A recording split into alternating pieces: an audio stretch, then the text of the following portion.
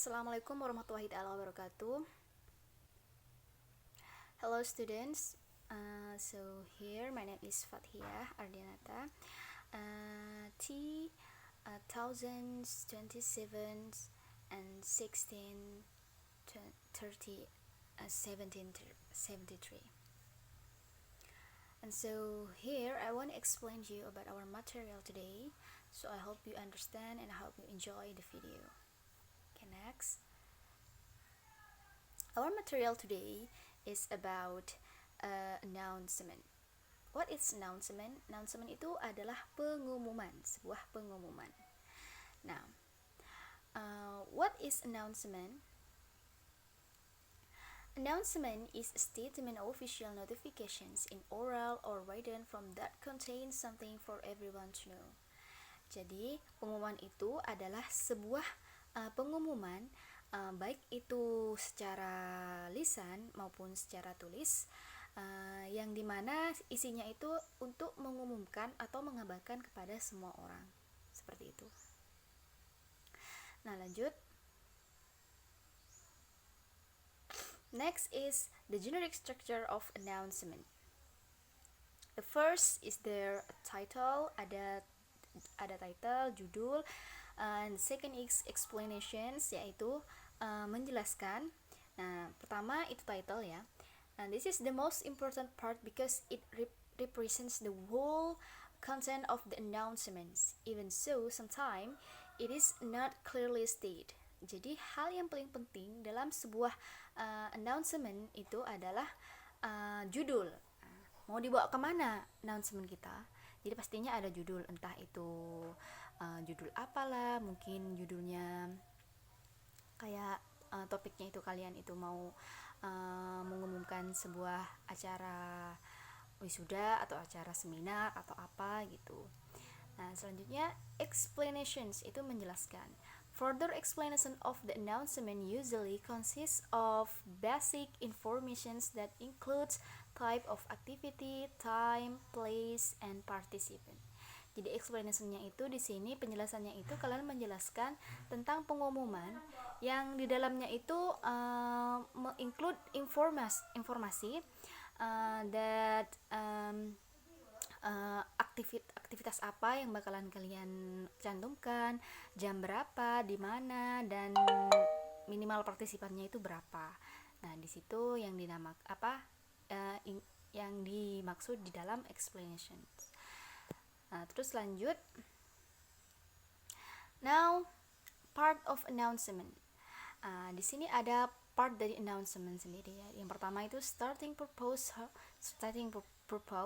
and the second is stating day and date and time, and the third is stating place, and fourth is informing sender. Jadi sama kayak yang termasuk include di explanation tadi. Tapi bedanya di sini lebih jelas, lebih fokus ke dalam part-partnya di dalam announcement itu. Yang pertama, starting purpose. Starting purpose itu the text that contains what event will be held. Nah, jadi teks tersebut itu berisi event apa yang ingin kalian rencanakan gitu.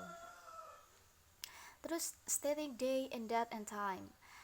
Day and date realizations, the text that contains when the event will be held. Jadi kapan acaranya itu, kapan pengumumannya itu terjadi. Misalnya kalian mengumumkan sebuah seminar. Nah, kapan seminar itu bakalan dilaksanakan? Seperti itu. Itu di stating day and date and time. And third, yang ketiga ada stating place. The text that contains where the event will be held. Nah, di mana seminar itu bakalan diadakan? Mungkin di Jember, seperti itu. Nah, yang keempat, informing sender. The text that contains name of the person who will be contacted. Jadi informing sender itu siapa yang bakalan dihubungin kalau kalian misalnya mau ikut seminar atau apa, pastinya ada adminnya. Nah, pasti kalian butuh admin, jadi mau ngubungin ke siapa, seperti itu. Selanjutnya ada the purpose, functions, and goal of announcement, yaitu fungsi dari fungsi atau manfaat dari sebuah announcement, sebuah pengumuman itu adalah is giving certain people some informations of what has happened or what will happen.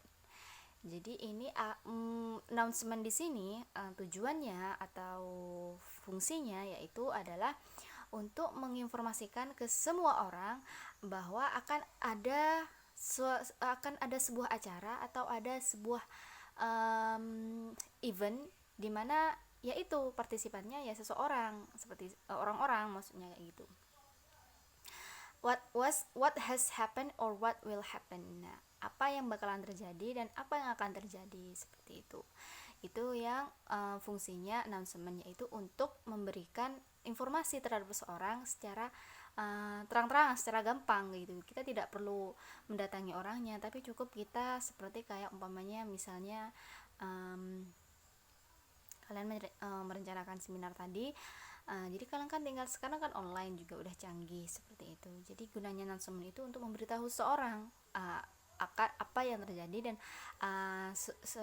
acara apa yang bakalan terjadi, seperti itu. Nah, selanjutnya ada contoh ya kayaknya. Selanjutnya, examples of announcement. There are so many examples of announcement. The first is missing persons announcement. The second is obituary. The third is news of weddings, birthday, inaugurations, and breadwinner announcements. And births. And the fourth is winner announcement. The fifth is job vacancy. The sixth advertisement. And the seventh is activity or event report, and the last is notifications or appeal from the government. Ini adalah contoh-contoh dari announcement. Ada missing person announcement, jadi ada pengumuman orang hilang. Kalian pasti pernah tahu poster-poster atau kabar-kabar di internet kalau ada orang yang hilang atau semacamnya itu. Obituary itu pengumuman orang meninggal. Jadi kayak umpamanya biasanya banyak pengumuman orang meninggal ini ya, kayak banyak kan pastinya kalian tahu pengumuman orang meninggal itu seperti apa.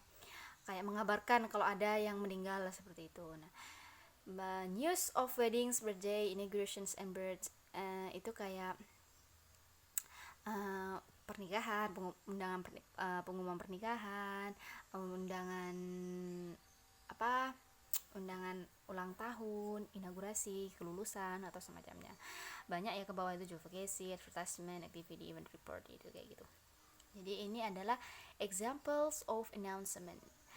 Ingat ya, banyak banget announcement. Mau kalian announcement apapun itu kayak woro-woro apa semacam kayak mengabarkan seseorang atau mengumumkan kepada seseorang banyak, itu pasti namanya announcement kayak di bandara, di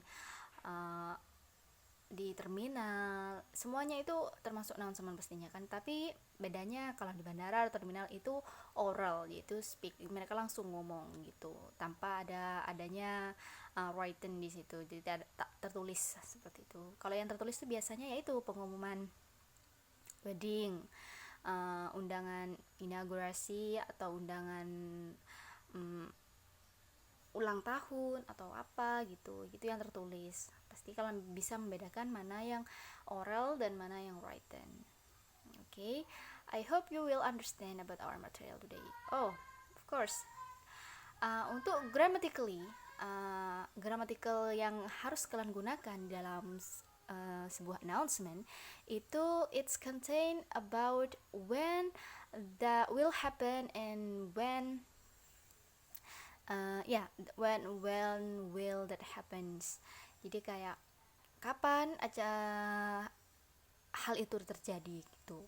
Jadi kebanyakan kalau di announcement itu kalian menggunakan present continuous tense. Jadi yang akan terjadi kebanyakan sih. Tapi kalau kalian mau mengumumkan sebuah orang hilang, itu it means kapan hilangnya, pasti kan sebelumnya itu it will be past tense, simple past tense. Jadi banyak sih grammar yang harus kalian lakukan, itu banyak, bermacam-macam tergantung event apa yang ingin kalian lakukan. Misalnya sekarang atau yang sedang terjadi sekarang, kayak pengumuman meeting kerja itu bakalan terjadi hanya beberapa jam gitu, itu menggunakan apa kayak gitu. Kalau sebelumnya kayak misalnya pengumuman orang hilang atau orang mati, pastinya kan sebelumnya kan, sebelum pengumuman itu dibuat pasti kan sudah terjadi orang mati, itu berarti simple past tense.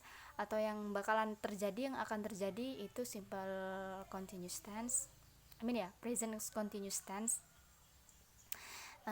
Ya itu, jadi grammatically yang bakalan kalian gunakan tergantung kapan hal itu bakalan terjadi, seperti itu ya. Okay, maybe that's my explanations to you about announcement. Our material today is announcement, so I hope you will understand. I hope you enjoy this video. I hope you can easy to get the point. And I'm so sorry if there is some mistake, because we know we are same same it's same, it's we are student. So thank you, and assalamualaikum warahmatullahi wabarakatuh.